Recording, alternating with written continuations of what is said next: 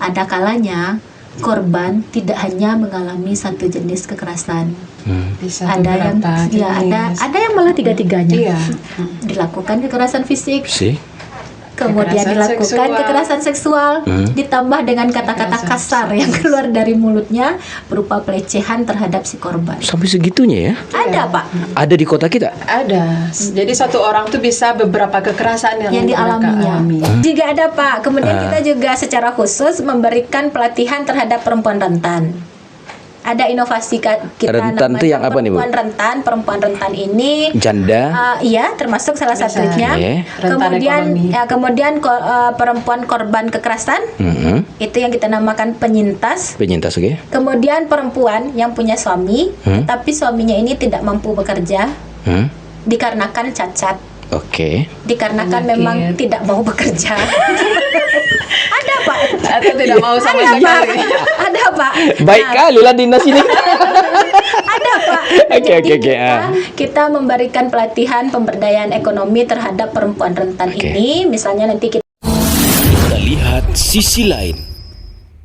Assalamualaikum warahmatullahi wabarakatuh. Bapak Ibu sahabat setia, senang dan bahagia saya Zulfami Adi kembali hadir ke layar kaca sahabat. Tentunya seperti biasa kita menghadirkan sang inspirator yang akan memberikan informasi, edukasi dan advokasi untuk energi kehidupan kita agar kita saling menguatkan dalam kehidupan ini.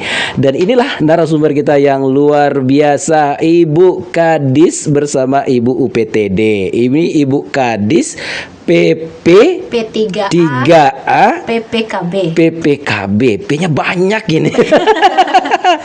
Dinas Perlindungan Perempuan, Dinas Pemberdayaan Dinas Perempuan, Pemberdayaan Perempuan, Perlindungan Anak, Pengendalian Penduduk dan Keluarga Berencana. Keluarga Berencana. Masya Allah. Selamat datang ibu-ibu, Ibu Kadis. Iya, Pak. Masya Allah. Bu Kadis, Bu Nauli Handayani SKM MSI dan Ibu Naula Veronica Cynthia Dewi SKM ya Bu ya. Alhamdulillah. Selamat datang ibu-ibu. Terima kasih, Pak. Iya, gimana duduk di tempat sederhana kami? Oh, alhamdulillah nyaman. Alhamdulillah. Seperti biasa sahabat, tentu kita akan berbincang tentang seputar perempuan dan anak. Oke. Kenapa sebenarnya ini Bu, kita mulai dari pertanyaan pertama kayaknya tapi memang sebelum pertanyaan enggak sih juga Ibu ini Bu Bu Kadis ini aslinya di mana sih Bu? Asalnya, Pak? Iya. Oh, kalau saya asalnya dari Pasaman Barat, Pak. Pasaman Barat. Ada satu tempat namanya Ujung Ngadiang. Kami tahu Bu. Alhamdulillah, Pak. Karena program Aspen sampai ke situ Bu. Iya, Pak. Alhamdulillah. Jadi salah satu program kita dulu ada program di bencana juga, kemudian sebar Quran, sebar Quran Nusantara ada. Iya. Pokoknya Pasaman Barat nih sawitnya banyak. Jadi sekitar 45 menit dari ibu kota Pasaman Barat, dari Simpang 4. Simpang 4 Bu ya. Sekitar 45 menit. 45 menit. Lurus ya kalau ke Lurus, Pak. Ujung Gading lurus ya Bu ya. Lurus. Kalau dulu kita ada gempa belok kanan ya bukan? Iya, yang gempa belok kanan yang kita lurusnya, Pak. Iya, untuk Ujung Gading lurusnya Bu ya. Tapi minimal kami sudah sampai Simpang 4. Alhamdulillah. Sedikit lagi sampai Ujung Gading. Alhamdulillah. Semoga Pasaman makin berenergi dan berkontribusi banyak untuk bangsa ya Bu ya. Ya, amin. Kalau Ibu UPTD, Ibu Dewi sendiri dulu aslinya sini itu gimana Bu? Aslinya itu dari Tilatang Kamang, Pak. Oh, Tilatang Kamang. Kamang Agam, Bukit Tinggi Coret. Bukit Tinggi Coret. Iya. Tilatang Kamang di mananya Bu? Tilatang Kamang itu di Batu Mandi namanya. Ada sekitaran Bukit Kawin gitu. Lihat rumus orang Agam dan Bukit Tinggi. Ada mandi angin. Iya. Ya kan Bu? Mandi angin. Batu mandi. Iya. Bukit aja kawin. Kawin. Jangankan orang, jangankan orang bukit aja kawin. Begitulah istimewanya kita. Istimewa. Oke. Ibu Kadis, ini Bu Dewi dan Ibu Dewi. Kini sekarang kita Bu Kadis, cerita Bu Kadis ini. Bu Kadis, kenapa penting ada P3 PKB apa tuh? PPKB ya. Memang agak susah ya Pak. Iya. Makanya kami mungkin secara pribadi tak bosan-bosannya menyebutkan nama dinas ini sepanjang-panjangnya. Sepanjang-panjangnya. Selengkap-lengkapnya. Selengkap-lengkapnya. Dinas Pemberdayaan Perempuan, Perlindungan Anak, Pengendalian Penduduk dan Keluarga Berencana. Nah, jadi memang beberapa tugas pokok yang diemban oleh dinas ini terkait dengan urusan. Nah, jadi urusan ini kan memang sudah diamanatkan berdasarkan undang-undang bahwa pemerintah daerah itu melaksanakan urusan perlindungan perempuan dan anak. Nah, jadi ini merupakan tugas daerah tentunya Bapak Wali Kota dan beliau mendelegasikannya kepada OPD-OPD teknis. Nah, OPD kita Dinas Pemberdayaan Perempuan, Perlindungan Anak, Pengendalian Penduduk dan Keluarga Berencana bertugas salah satunya melaksanakan upaya-upaya pemberdayaan perempuan dan juga upaya-upaya perlindungan terhadap perempuan dan anak khususnya di Kota Bukit Tinggi. Iya. Nah, ini juga ada beberapa undang-undang yang terkait dengan upaya perlindungan perempuan dan anak ini. Yang pertama ada Undang-Undang Nomor 23 Tahun 2004 tentang penghapusan kekerasan dalam rumah tangga. Kemudian ada Undang-Undang 35 Tahun 2014 tentang perlindungan anak. Kemudian Undang-Undang Nomor 12 Tahun 2022 tentang tindak pidana kekerasan seksual atau Undang-Undang TPKS, itu yang lebih lazim kita ucapkan. Kemudian ada Undang-Undang Nomor 21 Tahun 2007 tentang TPPO. Nah, apa TPPO? Tindak pidana perdagangan orang. Oh, iya. Atau human trafficking. Human trafficking ya. Nah, kemudian ada juga Undang-Undang Nomor 44 Tahun 2008 tentang pornografi. Nah, jadi itulah beberapa dasar bagi kita pemerintahan daerah untuk melaksanakan perlindungan terhadap perempuan dan juga anak. Supaya tujuan kita pertama upaya pencegahan. Kita berharap tidak ada lagi kasus-kasus kekerasan terhadap perempuan dan anak, dan kemudian juga penanganan. Jika telah terjadi kasus, kita upayakan melakukan penanganan secara holistik, secara menyeluruh ya. Kita melakukan pendampingan terhadap pemulihan trauma si korban, dan juga nanti kita berkoordinasi dengan kepolisian, dengan kejaksaan terkait dengan upaya-upaya hukum yang bisa dilakukan oleh korban untuk mencari keadilan. Itu mungkin sebagai pengantar Pak Zul. Iya ya Bu ya. Jadi ingat perempuan dan anak ini kan sebentar lagi kita memperingati Hari Kemerdekaan Republik Indonesia ya Bu ya. Hari yang ke-80 ya Bu ya. Kita teringat peringatan yang ke-80 tahun ya. Kita jadi ingat peran perempuan di ini ya Bu ya, di tengah-tengah dulu perjuangan. Iya kan Bu? Merebut kemerdekaan gitu Bu ya. Perempuan bisa sebagai apa ya Bu ya, kayak tadi, tanpa perempuan itu tidak punya energi bangsa ini. Makanya menjahit bendera merah putih juga dari Ibu Fatmawati. Jadi memang Pak, kenapa perempuan dan anak ini perlu kita lindungi?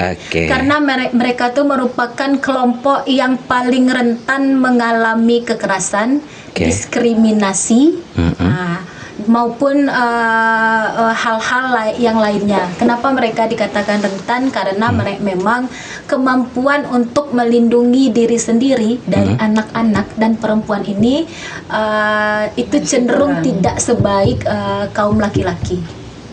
Sehingga oleh karena itu pemerintah harus hadir untuk memastikan setiap anak terpenuhi hak-haknya, dan setiap perempuan dapat kita lindungi, dan juga kita harus melakukan upaya-upaya pemberdayaan terhadap perempuan supaya mereka tidak gampang menjadi korban kekerasan. Menjadi perempuan yang tangguh, berdaya, melindungi, memberikan arti dan makna damai. Karena kalau ibu-ibu yang tidak damai, bapak-bapak juga tidak damai. akan kacau. Di samping rentan mereka juga ini Pak, di samping rentan mereka juga amat sangat berperan penting terhadap keberlangsungan bangsa ini. Yang akan memimpin kita 10 tahun, 20 tahun, 30 tahun ke depan, 40 tahun ke depan, anak-anak kita sekarang. Iya, betul. Siapa yang mendidik anak-anak kita ini? Madrasah pertama seorang anak. Iya, berarti keluarga ibu, ya ibu ya. Iya, madrasah perempuan. Jadi kan ada juga tuh Pak, kalau tidak salah anggapan kalau ingin menghancurkan satu bangsa, hancurkanlah kaum perempuannya. Iya, betul. Sehingga nanti anak-anaknya tidak tidak terdidik dengan baik. Oleh karena itu memang perempuan ini di samping kita lindungi juga harus kita laksanakan upaya-upaya pemberdayaan supaya mereka bisa mandiri dan bisa mendidik putra-putri penerus generasi bangsa. Termasuk sebenarnya menyayangi kan Bu. Jadi anak yang tidak dapat kasih sayang ibu itu lebih cenderung dia emosional. Katanya benar ya Bu ya. Jadi ketika memang kasih sayang ibu tidak dapat, anak-anak jadi emosional. Tapi kalau terlindungi ya namanya ibu kan Bu. Ibu. Jadi termasuk juga paham kondisi anak. Ibu paham. Kalau kamu bagaimana bapak-bapak aduh sudah selesai gitu aja gitu. Oke Bu. Sekarang kita ke Bu Dewi nih. Bu Dewi, secara ini kita kan ini kan kita di Kota Bukit Tinggi ya. Di UPTD itu maksudnya itu kan di bagian UPTD-nya di bagian perempuan dan anak. UPTD-nya di bagian perlindungan dan anak. Mungkin kasih paham kami seperti apa? Seperti apa pula? Mungkin sedikit. UPTD ini merupakan unit pelaksana teknis daerah yang berada di bawah naungan Dinas Pemberdayaan Perempuan, Perlindungan Anak, Pengendalian Penduduk dan Keluarga Berencana. Jadi kalau analoginya itu seperti puskesmas Pak. Dinas Kesehatan kan kita ada unit pelayanan di bawahnya. Nah itulah puskesmas. Kalau UPTD ini seperti itu juga, unit pelayanan tetapi yang menangani tentang kasus kekerasan perempuan dan anak. Perempuan dan anak. Jadi Ibu Kadis sebenarnya masalah KB Ibu urus juga kan gitu kan dinas ya kan Bu ya? Pengendalian penduduk. Perlindungan perempuan dan anak, pemberdayaan perempuan. Gitu. Nah, khusus Ibu Dewi di UPTD ini berhubungan dengan kekerasan terhadap anak dan perempuan. Terhadap perempuan dan anak. UPTD perlindungan perempuan dan anak kita ini biasa disebut UPTD PPA ya Pak ya. UPTD PPA ya. Itu berdiri semenjak 1 Oktober 2023 berdasarkan Peraturan Wali Kota Bukit Tinggi Nomor 5 Tahun 2023. Jadi merupakan salah satu unit pelaksana teknis daerah di bawah Dinas P3 PPKB. Dan sebagai fungsinya itu yaitu untuk melayani semua kasus kekerasan yang terjadi pada perempuan dan anak. Nah, jadi kalau seandainya ada perempuan yang korban KDRT, kekerasan fisik, psikis, segala macamnya, itu nanti akan melapor ke tempat kami. Begitu juga dengan anak-anak. Dan di sana kami ada beberapa fungsi pelayanan, itu ada pelaporan kasus, penjangkauan kasus, kemudian layanan kesehatan. Misalnya nih ada korban kekerasan butuh pelayanan kesehatan, kita nanti akan merujuk berkoordinasi dengan dinas kesehatan ataupun rumah sakit untuk memberikan pelayanan kesehatan. Kemudian juga ada pelayanan psikologi yang akan kita sudah bekerja sama dengan psikolog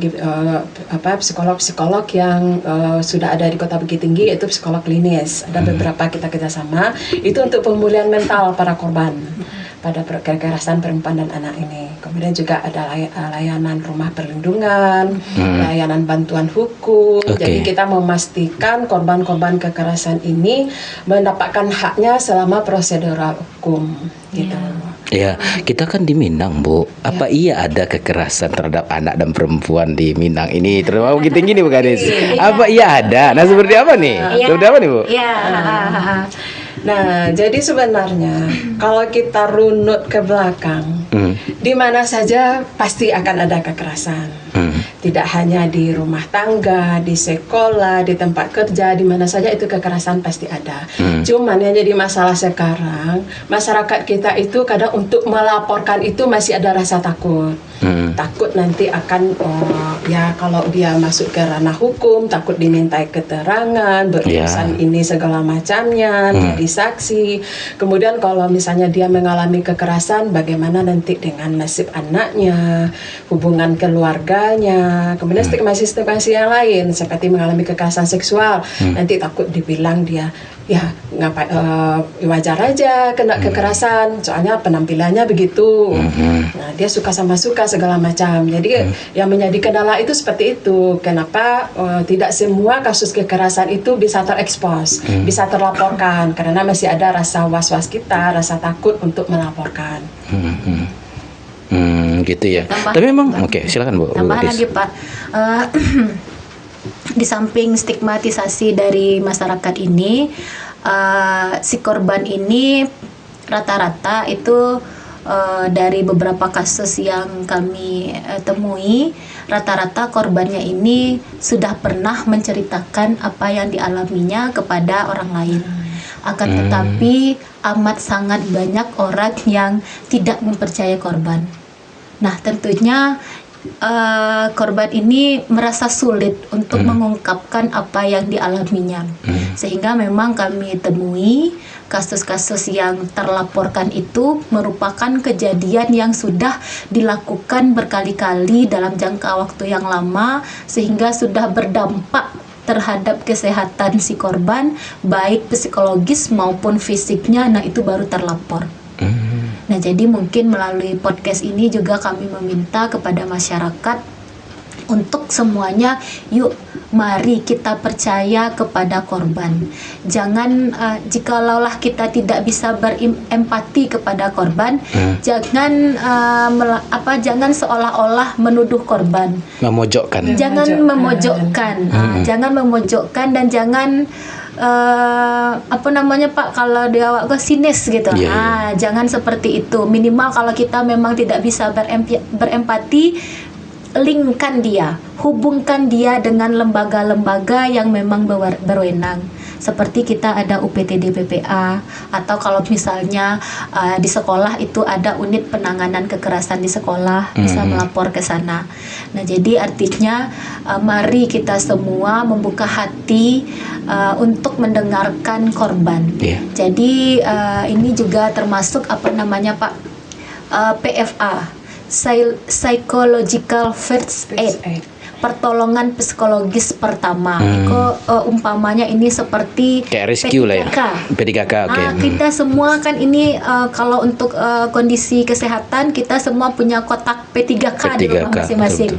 Kalau terjadi luka kita obati dengan Handiplas, Betadine ya. Nah, itu kan P3K. Dan kita juga punya P3K untuk korban kekerasan ini berupa dia ada 3L di dalam PFA itu. Ada look, listen, and link. Kalau look itu berarti kita harus bersedia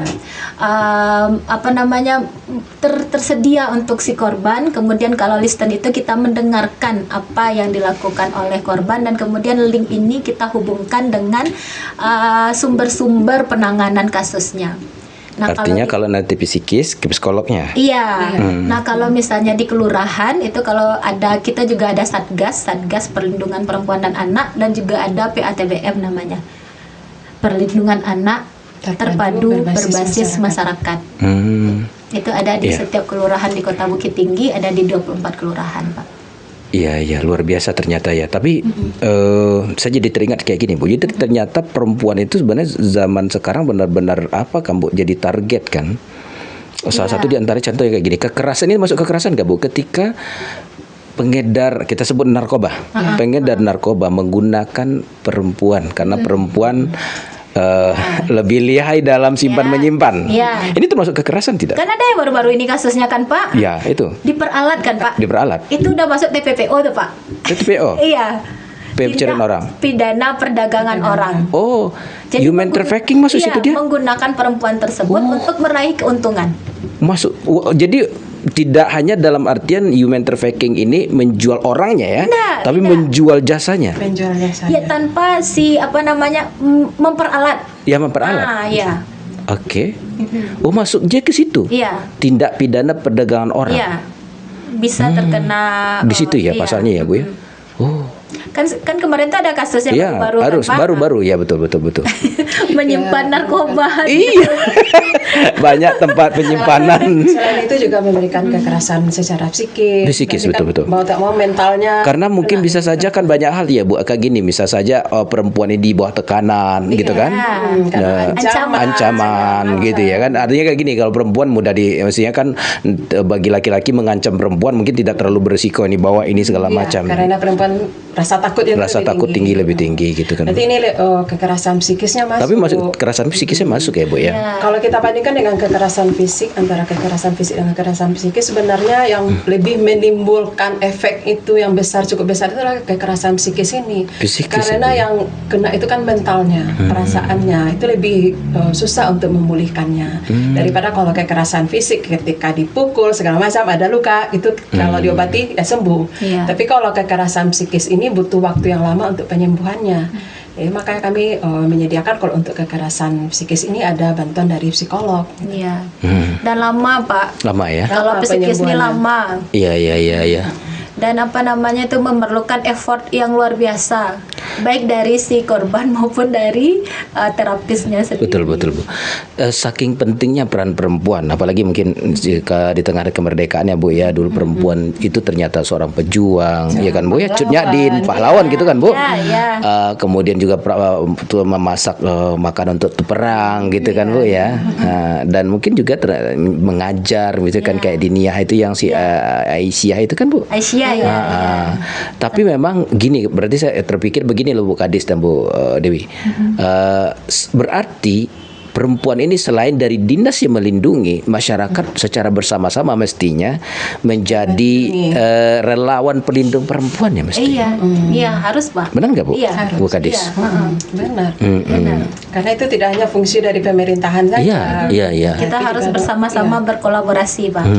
Masyarakat pun harus paham. Ya, kalau kita lihat- anak itu adalah kelompok rentan yang wajib dilindungi. Iya. Cuma kan ini juga ini ya Bu, kalau kadang-kadang orang jadi terlalu cuek karena nanti terlalu banyak ini undang-undang pula yang ini membatasi gitu ya kan.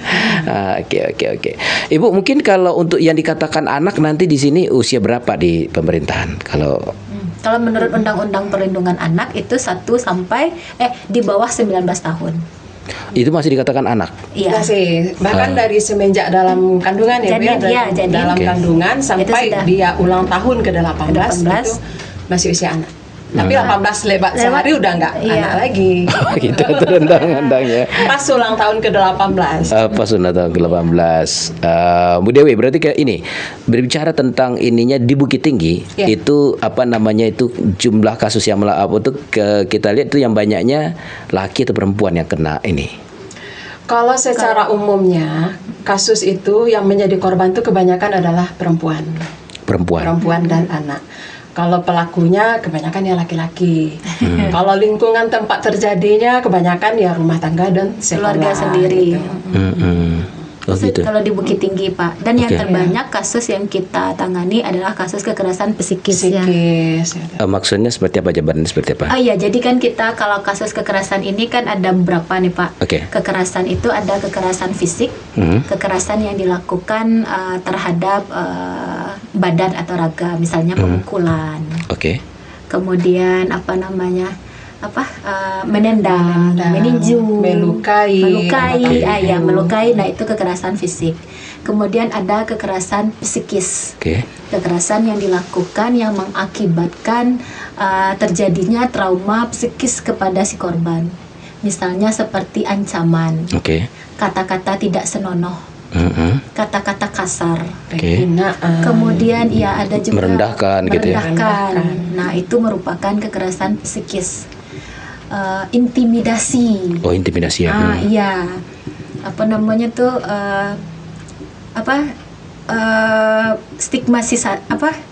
Kata-kata yang selalu diulang-ulang gitu, yang merendahkan korban. Termasuk kayak bullying gitu ya? Iya.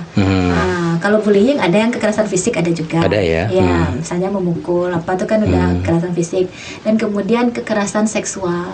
Kekerasan seksual ini kekerasan yang dilakukan yang berkaitan dengan fungsi reproduksi. Nah, itu 3 macam kekerasan. Ada kalanya korban tidak hanya mengalami satu jenis kekerasan. Bisa Ada yang jenis. ada yang malah 3-tiganya. Iya. Dilakukan kekerasan fisik, kemudian Kekerasan dilakukan seksual. kekerasan seksual, ditambah dengan kata-kata kasar yang keluar dari mulutnya berupa pelecehan terhadap si korban. Sampai segitunya ya? Ada, Pak. Ada di kota kita? Ada. Jadi satu orang tuh bisa beberapa kekerasan yang Yang mereka dialaminya. alami. Jadi itu memerlukan upaya-upaya untuk Itu anak, entar Bu, itu anak atau perempuan? perempuan ada, Pak. Kedua-duanya. Anak ada Kedua-duanya? juga, Pak. Iya. Oke. Wah. Jadi itulah makanya kita harus membuka mata, membuka hati untuk menghentikan dan untuk mencegah kasus-kasus ini terjadi di kemudian hari. Dari tahun ke tahun itu meningkat atau menurun Bu kasusnya? Kalau misalnya yang kita alami memang ada peningkatan, tetapi peningkatan ini dapat juga diartikan sebagai berhasilnya upaya edukasi kita kepada masyarakat agar berani Untuk melaporkan kasus kekerasan yang dialaminya. Berani speak up. Iya. Sehingga mereka tidak memendamnya sendiri yang berakibat nanti kepada ketidakmampuannya untuk misalnya mendidik anaknya segala macam. Nah, jadi kita memang karena kalau kasus kekerasan ini dibiarkan, Pak, nah itu rata-rata si pelakunya akan mengulangi lagi bisa jadi kepada orang lain, bisa jadi melakukannya berkali-kali kepada korban. Makanya kita harus memutus rantai ini dengan mengupayakan agar korban berani mengatakan apa yang dialaminya. Karena tidak mudah. Iya. Tidak mudah di tengah-tengah budaya patriarki kita, Ada bahasa isyarat. adat bahasa isyarat untuk melaporkan dan mengatakan apa yang dialaminya. Karena kan ini ada imbas keluarga, Imbas suku, keluarga, kan, iya. budaya, gitu ya Bu ya. Iya, butuh Sosial di keberanian. masyarakatnya. Iya. Butuh keberanian. Akan tetapi jika dibiarkan, nah ini juga kita khawatirkan akan terjadi lagi, akan menimbulkan korban yang lebih banyak. Nah, jadi sebenarnya kalau di kekerasan ini ada 2 sisi yang kita lihat jika terjadi peningkatan kasus. Sebagai salah satu upaya mungkin kita berhasil melakukan edukasi kepada masyarakat juga. Bisa juga kasusnya Iya. yang meningkat. Kasus yang meningkat. Dan kita memang sekarang ini, kalau saat ini kita sedang melakukan kampanye anti kekerasan di sekolah-sekolah. Apakah itu bullying atau perlakuan salah lainnya, itu tim dari kita setiap pagi mengunjungi sekolah-sekolah untuk mengajak anak-anak sekolah tersebut mengenali kekerasan dan mengenali kekerasan dan tidak membiarkan kekerasan ini terjadi pada dirinya maupun pada orang lain. Termasuk mungkin edukasi tanda-tanda gejala itu disampaikan berarti kan Bu? Pada anak-anak. Iya, ada. Iya. Karena kalau dulu misalnya bagian mana yang boleh dipegang oleh orang lain, ya, sampai segitu ya Bu? boleh, Sentuhan boleh. Sampai segitunya Bu ya? Iya. Karena kan anak-anak tidak mengerti nih. Apalagi kalau kita ke anak-anak SD. SD itu kan dia kira ini juga berarti Dia edukasi kira kan? itu, ya, dia kira mungkin itu tanda sayang juga, padahal kan tidak semua. Oke. Dan kita perkenalkan juga siapa yang boleh melakukan sentuhan tersebut. Oke. Atau misalnya kan kadang kalau anak SD itu kan suka dipeluk-peluk, Iya, iya, dicium. iya, Nah, iya. yang boleh melakukan itu mungkin hanya orang tuanya Oke. saja, tapi juga orang tua dengan batasan-batasan tertentu. Iya, iya, iya, iya. Gitu, Pak. Memang rumit juga sebenarnya ya Bu ya. Rumit juga nih, rumit ini sangat rumit. Saya berpikir begini, tadi Ibu Kadis mengatakan begini, misalnya dengan kata-kata kasar Iya. gitu. Kalau misalnya kita lebih dalam ini maksudnya kemana nih? Seorang ayah, kita dalam mendidik ini kan antara undang-undang dan agama. Iya. Misalnya kayak gini. Kita punya anak perempuan. Kalau kita kasari dan kita pukul, itu masuk dia perlindungan atau tidak? Kita lihat dulu kasusnya, Pak. Jadi Oke. memang untuk kekerasan ini kita tidak bisa mengeneralisir. Oke, kasus ya. Iya, Oke. kita lihat case by case. Hmm. Kalau misalnya sang anak tidak menerima kata-kata kasar tersebut dan berakibat adanya trauma di dalam dirinya, nah tentu itu perlu kita dampingi. Oh gitu. Udah masuk dia ke kekerasan. Udah masuk dia Dikategorikan kekerasan ya. Kalau misalnya Ya. kita lihat dampaknya, makanya saya katakan tadi Pak, tidak bisa kita generalisir, harus kita lihat case by case. Karena kita manusia ini kan nggak sama Pak. Iya. Nah, ada satu korban yang mungkin dikarenakan support sistemnya besar, karena Iya, iya. dikarenakan memang semua orang di lingkungannya mendukung, ada yang pulih dari traumanya itu mungkin dalam jangka waktu 1 atau 2 bulan. Tetapi ada juga satu anak dengan umur yang sama, mungkin dengan kasus yang sama, memerlukan waktu bertahun-tahun untuk Iya. bangkit kembali, Pak. Kalau saya bawa kayak gini Bu, dari beberapa kita pernah juga komunikasi dengan anak-anak misalnya kayak Iya, gini. iya. Sebenarnya ini mungkin nanti kita arahnya kepada kewaspadaan orang tua misalnya kayak gini Bu. Ada anak-anak yang kita diskusi sama mereka itu sebenarnya mereka batinnya mereka terluka. Nah, iya kita nggak tahu. Dengan ucapan yang dari orang tua itu sendiri Karena begitu ya. rasa takut. Nah, rasa Orang takut. tua mereka pendam. Iya. Iya. Padahal nah ini kalau kita bawakan kepada perlindungan anak, sebenarnya secara psikis mereka tuh Sudah kena kekerasan. kekerasan. Iya, karena dia nggak terima kan, Pak. Iya. Iya, makanya ketika mereka keluar dari rumah di sekolah, jadinya akhirnya dia yang menjadi pelaku kekerasan Iya. terhadap temannya. Iya. Karena yang dia pendam di rumah tadi Iya. itu Iya. bisa Jadi itu dikeluarkan di sekolah. trauma gitu. yang tak terselesaikan. Inner child istilahnya. Iya. Inner child Iya. ya. Nah, jadi itu berpotensi korbannya ini menjadi pelaku Iya. kemudian hari Ketika di luar. Iya. kepada Benar. anaknya, Pak, akan sangat Benar besar dia katanya. melakukan hal yang sama. Bahkan kepada orang lain dia juga. Iya. Karena dia begini, gue aja nggak dapat seperti lo dulu. Masa lo keenakan dapat seperti Iya. ini? Begitu ya, Bu ya? Iya. Kan jadinya seperti apa? Rantai. Seperti mata Rantai. Iya, seperti Fenomena gunung es ya, jadinya. Iya, apa namanya itu siklus Circle. ya. Lingkaran setan. Oh, lingkaran setan. Lingkaran setan. Ketika Nggak dulu jelas dia- gimana kita iya. putus lagi. Iya. Pola asuhnya waktu kecil sering dipukul, Iya. salah sedikit misalnya langsung dipukul, Langsung dibentak, segala macam langsung sama orang tua. diapa. Nanti pola yang seperti itu akan Berulang ya, Bu, lagi ya. ketika dia punya anak. Gitu. Iya, jadi itulah mari sama-sama kita putuskan mata rantai kekerasan itu dari sekarang.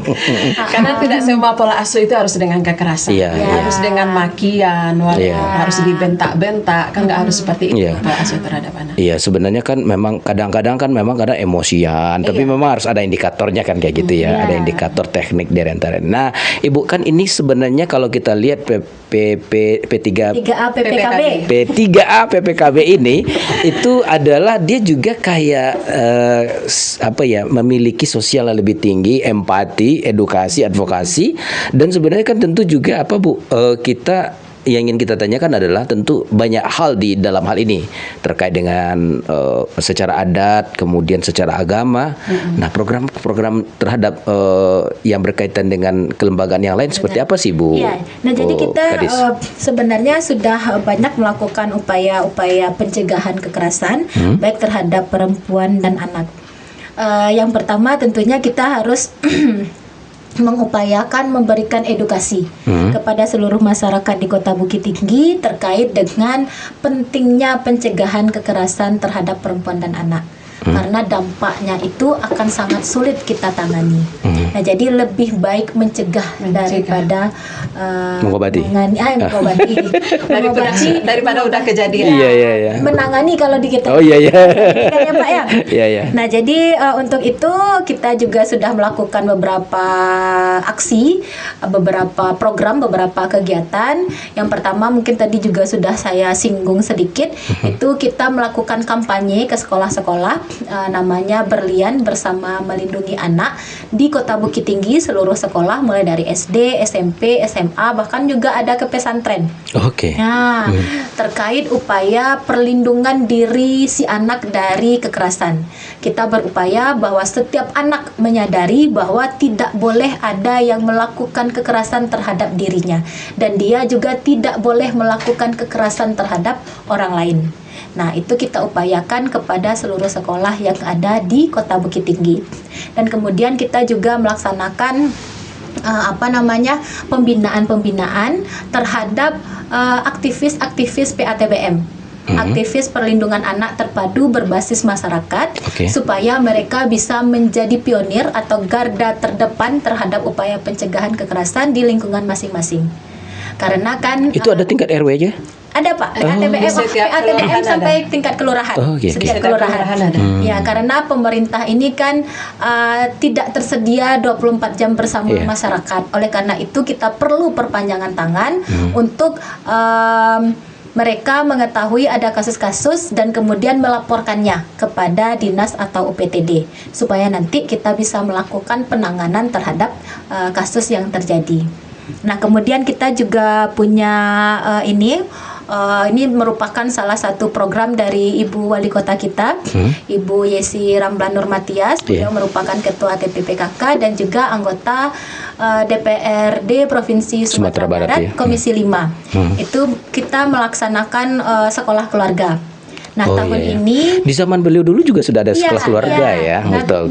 Sekarang ini insya Allah bertransformasi menjadi sekolah keluarga gemilang, itu dengan melakukan berbagai upaya perbaikan terhadap apakah itu sistem atau metode pengajaran, kemudian juga dari segi tindak lanjut dan juga dari segi kurikulum. Nah, kita melakukan perbaikan, termasuk salah satunya kita memasukkan upaya-upaya materi terkait dengan pencegahan kekerasan terhadap perempuan dan anak. Kita di dalam sekolah keluarga ini nanti juga rencananya akan diberikan materi bagaimana pola pengasuhan yang baik terhadap anak supaya nanti anak ini bisa menjadi berdaya, dan juga nanti juga kita sempurnakan modul ini tentang upaya-upaya bagaimana perempuan itu dapat mengembangkan perekonomiannya sendiri. Supaya mereka nanti karena kan bagaimanapun ketika seorang berdaya, ketika seseorang perempuan berdaya itu bisa meminimalisir dia menjadi korban kekerasan. Ya, dia tangguh ya, Bu ya. Karena salah satu penyebab kekerasan itu kan ada faktor ekonomi. Salah satunya di situ nanti kita ajarkan. Maka kalau di agama itu kan waspada terhadap kemiskinan. Solusinya zakat tuh, Bu. Iya, bersama ya Pak ya. Iya, bersama kita bisa nih kayaknya. Kemudian kita juga ada Pak. Kemudian kita juga secara khusus memberikan pelatihan terhadap perempuan rentan. Ada inovasi kita rentan itu yang apa nih, Bu? Perempuan rentan ini janda. Iya, termasuk salah satunya. Kemudian perempuan korban kekerasan. Itu yang kita namakan penyintas. Kemudian perempuan yang punya suami, tapi suaminya ini tidak mampu bekerja dikarenakan cacat. Dikarenakan memang tidak mau bekerja. Ada Pak. Atau tidak mau sama sekali. Ada Pak. Baik kali lah dinas ini. Ada Pak. Kita memberikan pelatihan pemberdayaan ekonomi terhadap perempuan rentan ini. Misalnya nanti kita berikan pelatihan memasak sampai nanti ke prakteknya. Kita berikan materi, kemudian kita sediakan peralatan bahan, kita cobakan, kita praktekkan bagaimana membuat satu masakan atau satu olahan sehingga nanti bisa dia menjual produk tersebut. Kemudian berarti Aspen ikut bagian di dalam lah, Bu ya. Boleh Pak. Kemudian kita juga berupaya meningkatkan kerjasama lintas sektor dalam pencegahan kekerasan terhadap perempuan dan anak ini. Nanti kita ada bekerja sama dengan dinas-dinas terkait, misalnya Dinas Koperasi UKM, untuk pelatihan-pelatihan yang berdampak terhadap peningkatan ekonomi perempuan rentan ini. Kemudian juga kita bekerja sama dengan dinas sosial. Majelis Ulama gimana, Bu? Majelis Ulama kita kemarin tuh dengan Basnas ada kerjasama Pak. Dengan Basnas ada. Dengan Aspen habis itu kan. Insya Allah Pak. Nanti kan menjadi PR yang harus kita laksanakan. Jadi memang sebanyak mungkin kita harus upaya berkolaborasi. Iya, Bu Kadis. Sebenarnya salah satu diantaranya kan kalau dengan Majelis Ulama nanti kita juga himbau secara agama. Karena nanti ada ayatnya, ya kan Bu? Dengan ini ada Pak, dengan Kementerian Agama ada. Kemenak ya. Kementerian Agama waktu itu ada kita kerjasamanya dalam bentuk mengundang Kementerian Agama menjadi narasumber. Kita ada mengadakan suatu sosialisasi, kita undang Kementerian Agama untuk menjadi narasumber dalam kegiatan kita tersebut. Oke. Semoga ini ya Bu. Iya, tapi mungkin bisa ditindaklanjut karena kalau nggak salah di Kementerian Agama itu ada program terkait dengan memberikan memberikan edukasi kepada remaja. Iya. Terkait dengan upaya pendidikan pernikahan. Ya. Jadi sebelum menikah itu kan ada beberapa edukasi yang harus diberikan. Nah, itu mungkin nanti kita bisa bekerja sama persiapan pernikahan pernikahan dengan Kementerian Agama. Mereka memang ada program, kemarin kami di provinsi dapat infonya, Pak. Iya. Sedang kita jajaki mungkin ke depannya bagaimana. Iya. Baik, luar biasa ini. Dinasnya banyak baiknya ya kan, P-nya aja banyak kan. Jadi kalau P-nya banyak ya Ibu. Tapi secara di UPTD ini kayak Ibu, kasus-kasus yang memang di lapangan itu yang ditangani tentu orang Bukit Tinggi ya Bu, itu ya. Kemudian apa sebenarnya upaya-upaya yang mesti dilakukan dari kekerasan yang ada. Kalau boleh jenis-jenis kekerasannya boleh dipaparkan jenisnya aja kan Bu ya. Jenisnya aja gitu ya. Nah, kalau kita di UPTD itu prinsip kita cuman ada 2. Yang pertama, kalau korbannya itu adalah warga Bukit Tinggi, itu kita layani. Bisa juga yang kedua adalah TKP-nya di Bukit Tinggi. Oh, TKP Bukit Tinggi ya juga? Misalnya ada yang dari luar daerah Kota Bukit Tinggi sedang berwisata di Kota Bukit Tinggi, mendapat kekerasan di Kota Bukit Tinggi, itu juga bisa kita tangani. Nanti kita juga akan berkoordinasi dengan UPTD PPA Provinsi. Jadi nanti kalau itu bisa menjadi wewenang Kota Bukit Tinggi, itu akan kita lanjutkan. Atau kalau tidak, baru nanti kita rujuk ke wilayah kerjanya masing-masing melalui provinsi. Nah, kemudian untuk layanan kita itu, kita mempunyai layanan secara online dan offline. Jadi para korban kekerasan terhadap perempuan dan anak ini bisa langsung mereka datang ke kantor kita di belakang balok, tepatnya itu di depan Mall Pelayanan Publik UPTD PPA namanya. Itu bisa secara langsung pada saat jam kerja. Jadi biasanya ketika mereka melapor itu langsung kita asesmen. Jadi nanti akan kita ketahui apakah mereka ini butuh bantuan psikolog kah untuk pemulihan mentalnya, bantuan kesehatan kah, bantuan hukum segala macamnya. Itu akan kita asesmen. Kemudian kita akan rujuk sesuai dengan kasus yang mereka alami. Nah, kemudian juga kita bisa layanan secara offline. Jadi kita punya layanan itu melalui WA yang bisa semua masyarakat, lapisan masyarakat melalui WA pengaduannya itu di 0877 77 64 64 30. Aktif 24 jam ya nih? Iya, bisa diulang lagi Bu. 08 0877 77 64 64 30. 64 64 30. WA Pak. WA ya. Ya, ini khusus WA. Atau bisa juga hotline service secara nasional itu di via Sapa 129. Kalau untuk via teleponnya 129. Kalau untuk WA-nya itu di 08111 123 123. Wah, ini sebenarnya memang spesial perempuan Bisa secara nasional. Secara nasional. Ya, jadi dimanapun masyarakat mau melaporkan itu bisa secara nasional di 129 dan nanti itu akan dirujuk ke masing-masing wilayah. Layanannya sudah kayak PLN Bu, bisa dilapor. Insya Allah Pak. Benar nggak Bu ya? Jadi kalau gampang ingatnya 129 aja boleh. 129. Iya, 129. Nanti akan dilayani, tekan apa, mau kemana, dapat layanan apa. Nanti kita akan terkoneksi dengan kita.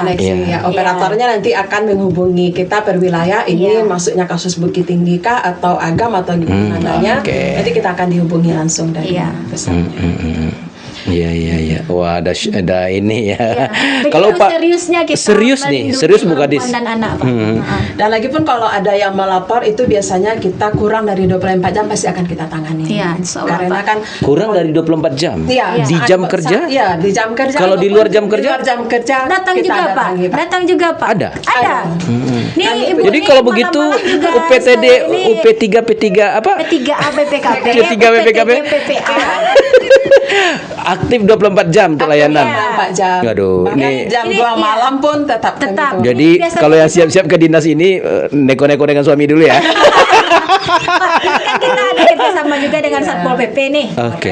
Polres. Biasanya Satpol PP itu ketika ada yang terkait dengan anak, Oke. jam 2, jam 3 Iya. malam tuh Hari libur pun ditelepon, bersiap sedia. bersiap sedia kita berupaya bersama-sama. Iya, iya, iya. Begitu juga dengan PPA Polres kita Ya, kerjasama. PPA Polres, Oh, unit oke. PPA di Unit Polres PPA, oh ada PPA-nya ya Bu ya. Juga Ada unit Polres. PPA Polres.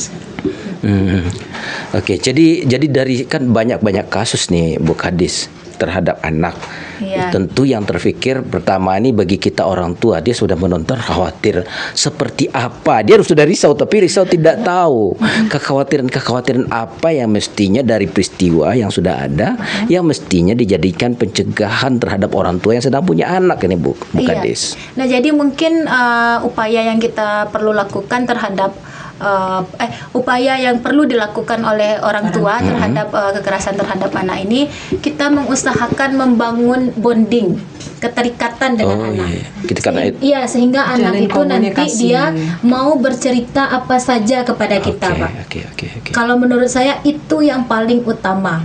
Kenapa? Karena kan zaman sekarang banyak anak yang tidak terbuka kepada orang tua. Nggak mau cerita dia ya. Mau cerita, Pak. Jadi kalau misalnya sang anak sudah merasa nyaman bercerita dengan orang tuanya dan mereka juga menganggap kita ini merupakan sosok yang tidak akan menghakimi, nah itu mereka akan menceritakan apa-apa yang dialaminya.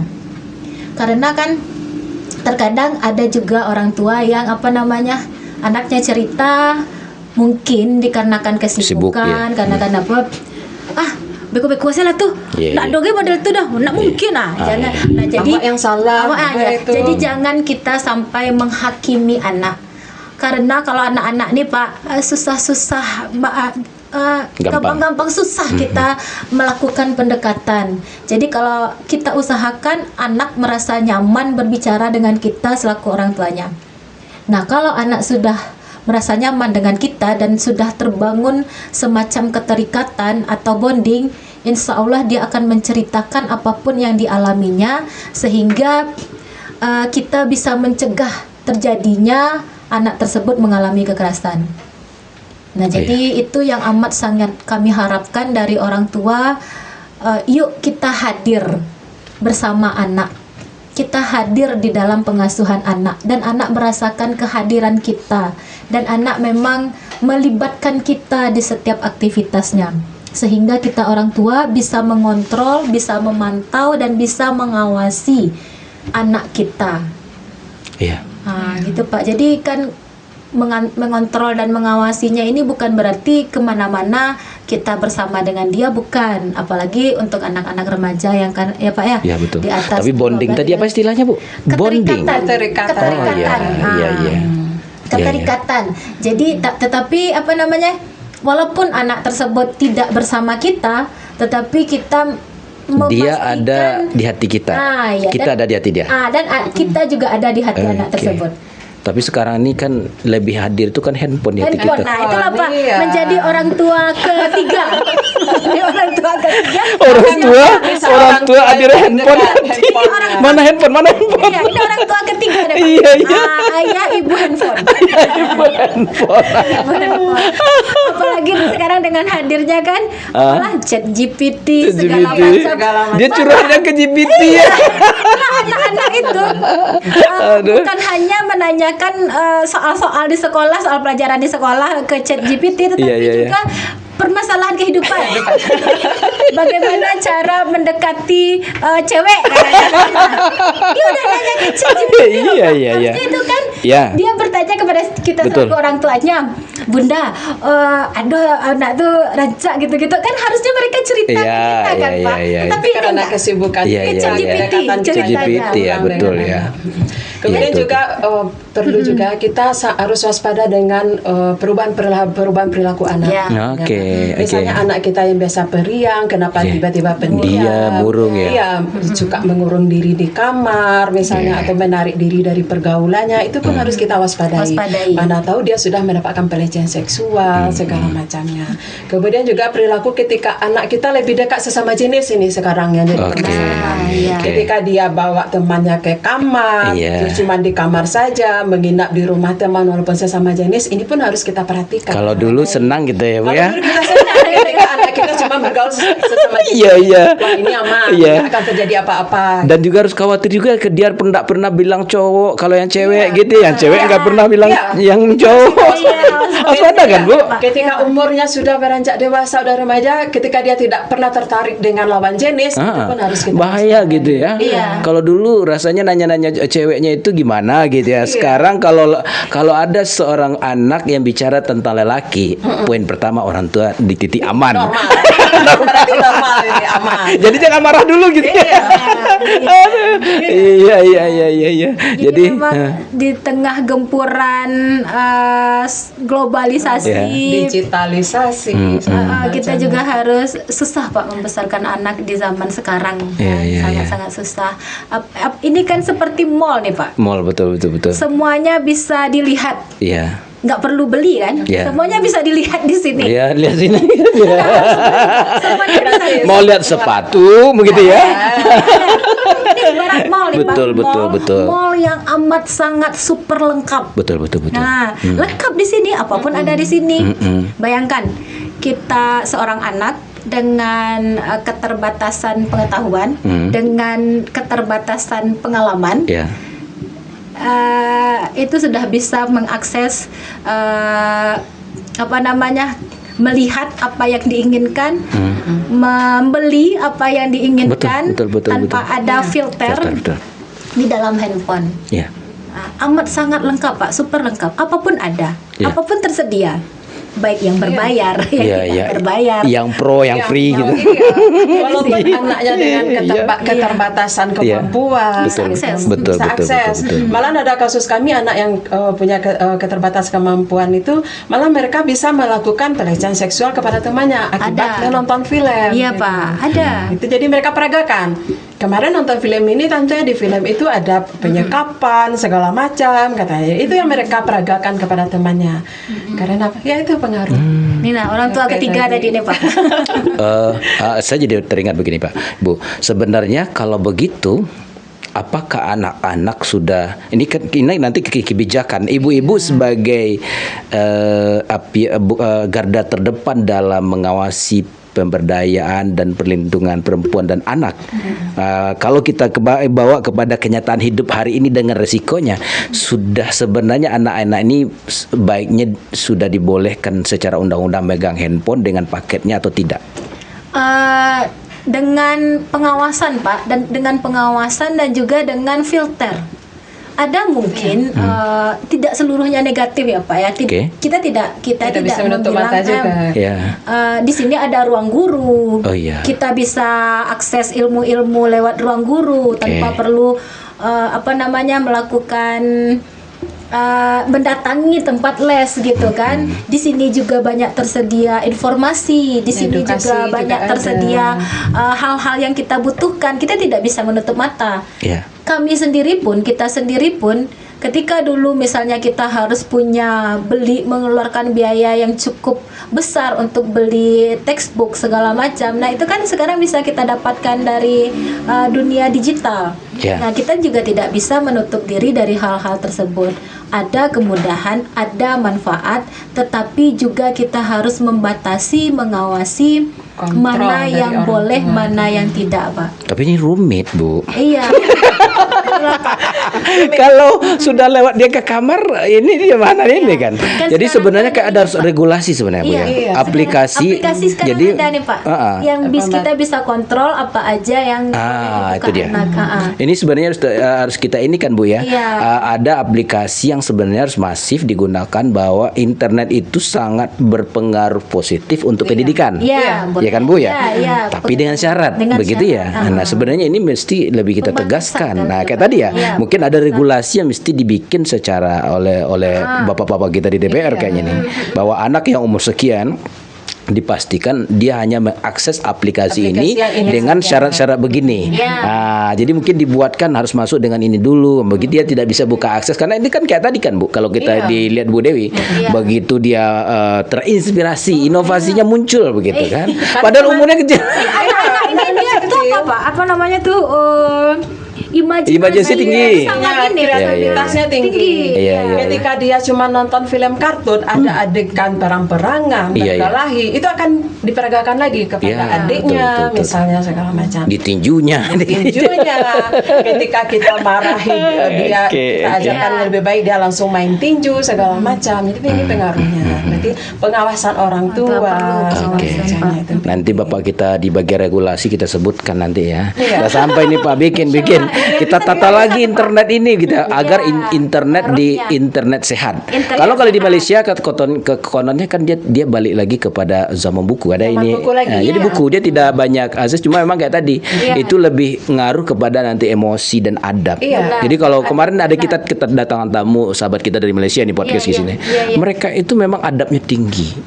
Dan memang kayak tadi kalau kita lihat dari tataran emosi kan Bu ya. Ketika anak-anak ini banyak akses internet, itu ternyata emosinya tidak stabil. Benar Pak. Waduh. Kadang ya seperti tadi mereka cuma nonton kartun, tapi di sana adegannya adegan kekerasan. Perang gitu ya. Kemudian di dalam nonton film kartun, anggaplah kalau film kartun ini baik-baik saja. Kemudian muncul iklan yang tidak senonoh, yang tidak pakai baju segala macam. Ini yang kita takutkan. Memang fitur-fitur itu sudah dikunci, tapi dengan iklan. Ada yang film Barbie dia menikah, hamil. Ini yang ditonton anak umur 2 tahun 3 tahun itu kan nggak layak. Ini nanti kalau pengawasan terhadap, kalau di TV namanya itu kan, kalau TV kan ada tuh namanya itu kan sensor TV itu apa sih? Kenapa bukan ada layak tayang tuh komisi penyiaran. Komisi penyiaran ya Bu ya. Nah sebenarnya juga bagus nih Bu kalau nanti ini kepada bapak-bapak kita bikin undang-undang nanti gitu kan. Jadi dengan hanya mengakses itu anak boleh pakai ini, dia tidak bisa akses yang lain.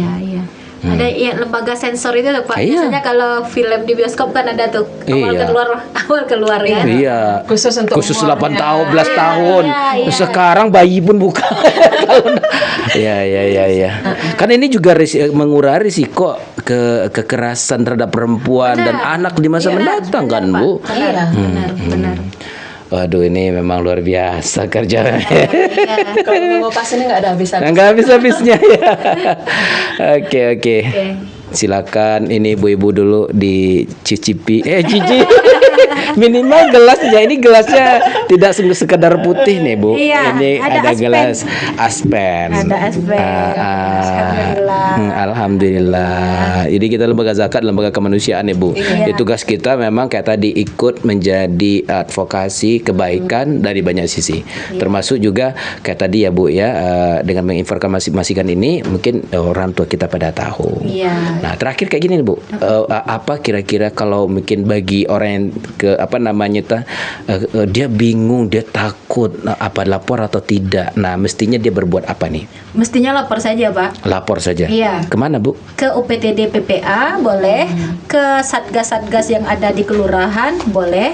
Kalau terjadinya di sekolah itu ada unit penanganan kasus di sekolah. Nah, boleh.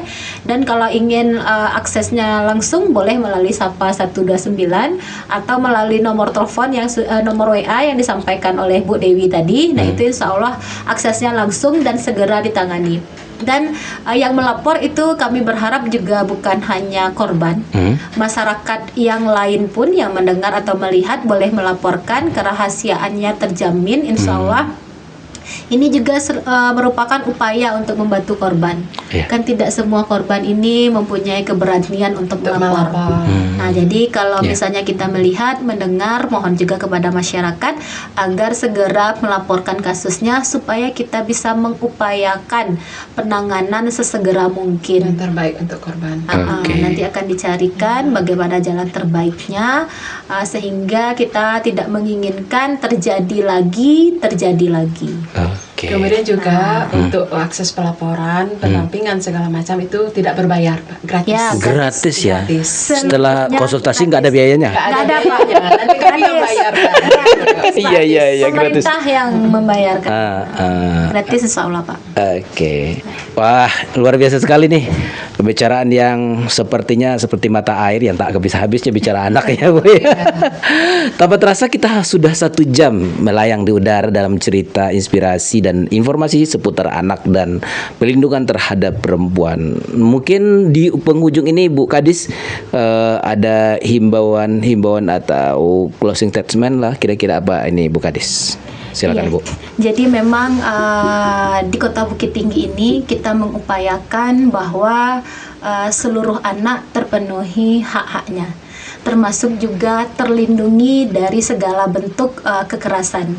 Kemudian juga tugas kita mungkin tidak hanya melakukan pemenuhan hak terhadap anak tersebut, tetapi juga kita menghancurkan pembatas-pembatas yang membedakan peran anak tersebut berdasarkan gender. Oke. Nah, jadi kita berharap tidak ada lagi perbedaan cara kita memperlakukan laki-laki dan perempuan. Jadi tidak ada lagi kita mungkin menstigmatisasi di dalam masyarakat kalau anak perempuan itu nggak usahlah sekolah tinggi-tinggi, toh nanti pada akhirnya akan menjadi ibu rumah tangga juga. Tidak seperti itu. Perempuan bagus menjadi ibu rumah tangga, tetapi juga lebih bagus mereka mempunyai pendidikan yang tinggi agar nanti dapat memberikan pendidikan yang baik kepada anaknya. Nah, jadi oleh karena itu kami juga berharap di masyarakat ini juga tidak meletakkan tanggung jawab terjadinya kekerasan kepada korban. Karena tidak ada satupun korban yang menginginkan dia mengalami kekerasan. Jadi mohon masyarakat kita seluruhnya agar bersama-sama berupaya memulihkan trauma si korban dengan mendengarkannya, kemudian melakukan menghubungkan dengan pihak-pihak yang berkompeten memberikan penanganan terhadap korban kekerasan ini. Mari kita bersama semuanya berkolaborasi melakukan upaya-upaya pencegahan supaya tidak terjadi kekerasan baik terhadap perempuan maupun anak, dan juga mari kita bersama-sama melakukan upaya-upaya penanganan yang komprehensif dan menyeluruh supaya si korban ini dapat pulih kembali dan dapat kembali ke masyarakat tanpa adanya stigmatisasi yang merendahkan korban. Nah, begitu mungkin Pak. Baik, Bu Kadis. Nih kalau Bu Dewi. Iya, baik Pak. Kami menghimbau kepada masyarakat khususnya Kota Bukit Tinggi, kalau seandainya mengalami kekerasan baik terhadap perempuan dan anak, silahkan segera melapor. Baik yang mengalami kekerasan ataupun masyarakat yang melihat kekerasan. Karena kepedulian kita itu sangat penting demi terjaganya keamanan bagi perempuan dan anak. Nah, kalau seandainya kita melihat ataupun mengalami kekerasan, silahkan bagi bapak dan ibu, baik itu kekerasan perempuan dan anak, itu melapor ke kantor kami di UPTD PPA di belakang Balok, tepatnya di depan Mall Pelayanan Publik. Kemudian itu bisa selama jam pelayanan, selama hari kerja. Kemudian kami juga membuka layanan secara online yaitu 24 jam via WhatsApp.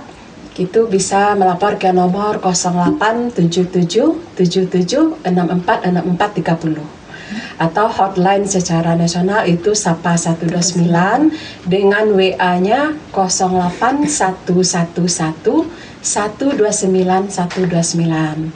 Ataupun Bapak dan Ibu rasanya ragu, takut untuk melapor datang sendiri, itu bisa juga memanfaatkan satgas kami di semua kelurahan. Itu ada Satgas PPA ataupun Satgas PATBM namanya.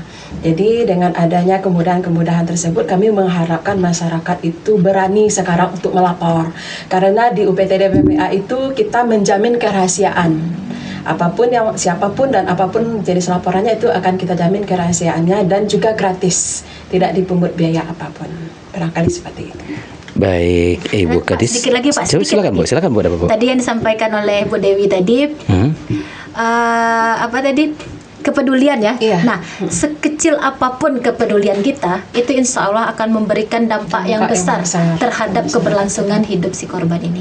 Nah, Ya Allah, luar biasa ya. Iya. Jadi Peduli tetaplah kita menjadi orang yang peduli. Iya. Peduli terhadap anak dan perempuan. Ya. Peduli dengan lingkungan kita. Lingkungan hidup, peduli dengan amal kita, zakat, infak dan sedekahnya. Iya, iya Nah, gitu. dengan itu nanti kan kita bisa menolong sesama, termasuk mungkin salah satunya mereka adalah korban kekerasan. Iya, iya benar Bu. Kelompok Benar. rentan. Iya. Oke, Bapak Ibu sahabat setia, perempuan adalah orang yang telah melahirkan kita. Tanpa perempuan kita tidak lahir.